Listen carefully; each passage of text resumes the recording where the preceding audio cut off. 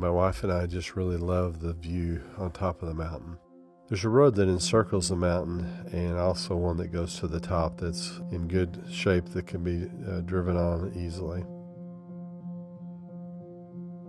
That view allows you to see the North Fork Lake Dam, the 412 Highway Bridge, and the 101 Bridge, all from the top of the mountain. You can also view the city of Mountain Home and especially the shopping area from the top of the mountain. There's high-speed internet and power to the edge of the property.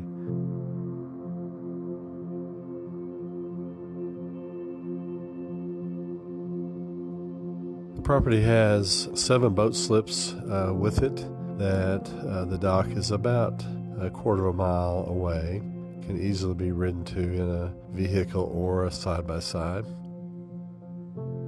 To the south of Flint Knob and on the southern border of this property is all Army Corps of Engineers land. So it is conducive to hunting because it is sort of your own private hunting area.